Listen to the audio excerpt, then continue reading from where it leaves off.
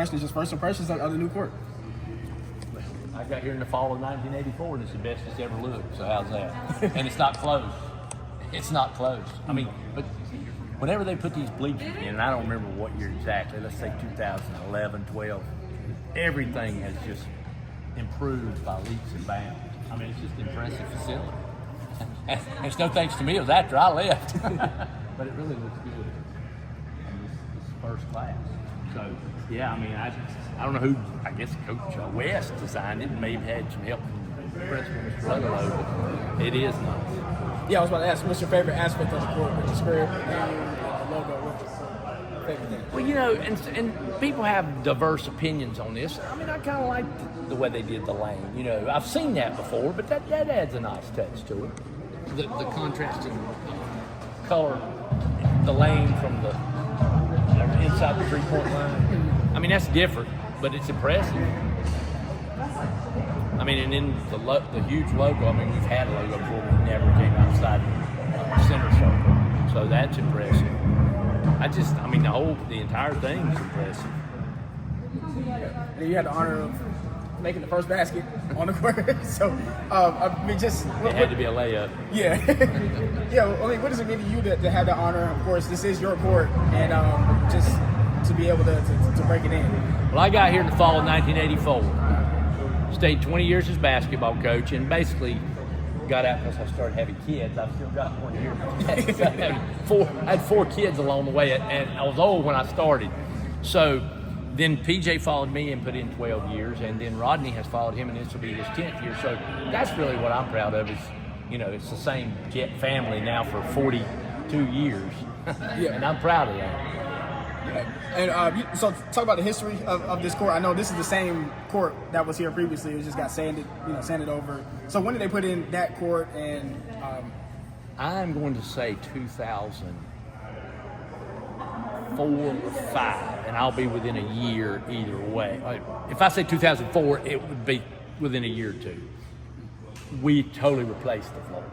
And so now this is the renovation that you do. You come in and sand it, and that's the most you can do to it other than put in a new floor. So I got here in the fall of '84, and that was the first time the floor obviously had been replaced. You don't replace the floor at all. They're expensive. So the floor that we had when I got here was beginning to really, there were dead spots, and, you know, it was beginning to sink in areas. So they put that floor in. It's been here, let's say, 20 years.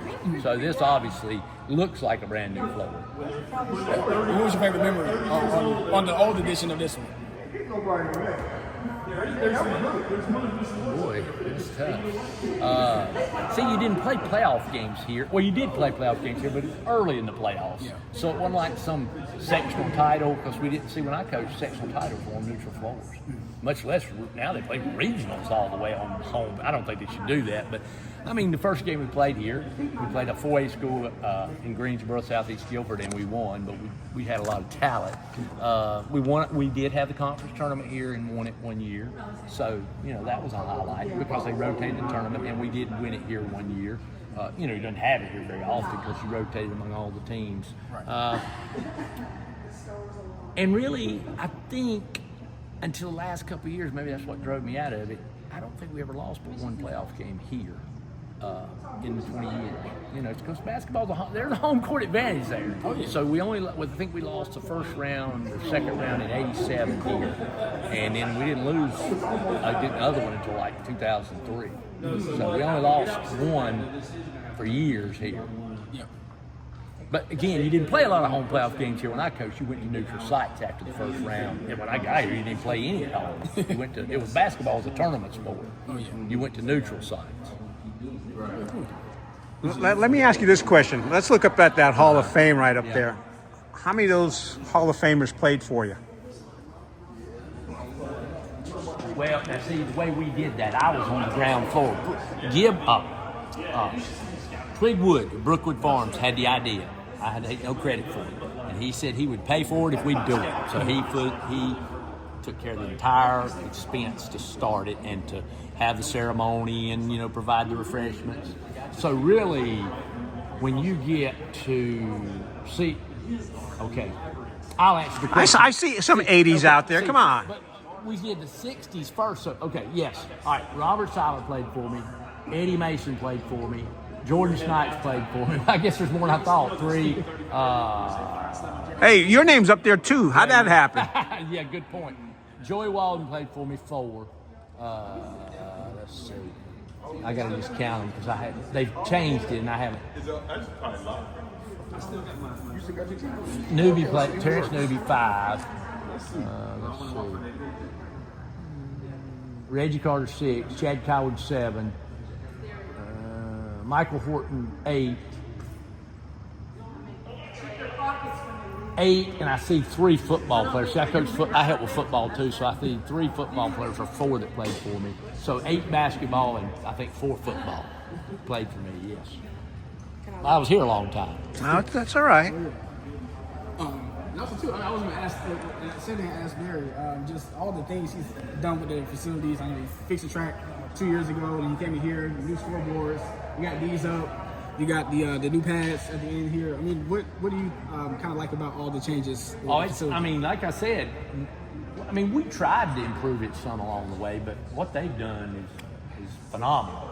I mean, I don't know when the bleachers were put up exactly because I'm almost sure I wasn't still here. See, I got out of basketball before I got out, period. I was still the AD and still teaching. I started having these kids, and so I had to cut back some. So that's what stopped basketball before I was really ready to stop. And I'm going to say they did it maybe 15 years ago. And then once that happened, they just kept making improvements. I mean, one after another, taking those windows out. See, in the old days, architects thought you had to have windows. Well, all it was an eyesore after a while. And then when you air condition, why do you want windows anymore? So they blocked those in. That was a significant improvement. They changed the old flags. We had those old flags and they were beginning to get worn, and were replaced by these newer ones. I mean, that is what you asked, what the improvements were, right? Or just, what do you think of their improvements? Yeah. I mean, it's beyond impressive. I mean, it went from just sort of there wasn't anything wrong with the gym. We took care of it and everything, tried to keep it clean. But as far as being a first-class facility, I mean, it's beyond impressive. I mean, you had scoreboards that obviously had stayed here a long time because Coke and Pepsi used to donate them. They don't do that anymore because they don't let you sell soft drinks in school. So there's thousands of dollars, and yet they've got new scoreboards, and they're hard to replace now. So yes, I mean, I'm impressed with everything they've done. Oh, and these, if impressed here, they put these much more sturdy side goals. So, I mean, you can go on and on. We just named about 7 or 8. Yeah. Even one of them would be impressive, much less the entire enchilada. Why'd you coach? Why did I coach? Yes, sir. Oh, boy. Well, that's a good question. My dad was a coach, and he spent 13 years coaching. He started in 1952. But he had to get out. The state of North Carolina passed a law that said if you were a principal, you could not coach. Now, we're going way back. You think about when I said he started. So when they passed that rule, he stayed as a principal for various reasons. And so I was around it from the time I was a kid. I was fortunate I had coaches like Coach Scott, who was a great influence and a role model for me. And I think in the end, though, it's the people. I mean, we were fortunate. We had kids at JM that would buy in, and they were team-first guys, and they were willing to put in the work, and they were willing to work together for the success of the team, a common goal. I mean, and that was, I'm not saying we didn't have exceptions, but for the most part, these kids they were a dream. Their parents didn't bother you, believe it or not. No, really. And I know it's hard to believe, and it might have changed now. I'm not going to speak for anybody else, but, I mean, I just, when the parents support you and don't bother you, you're pretty fortunate. And I will say this, and if you don't get anything else, get this. Once I got this job, I never interviewed for another. I never considered leaving. I just couldn't see how. I mean, I could have gone somewhere and maybe everything would have gone well, but I just wasn't going to take that chance because what I had here, I couldn't have asked for any better. I'm telling you. Again, if you've got talented kids, and we usually did, and they're hard-nosed kids, and they'll do what you ask them to do, and their parents don't bother you, you pretty much got a good deal, a great deal.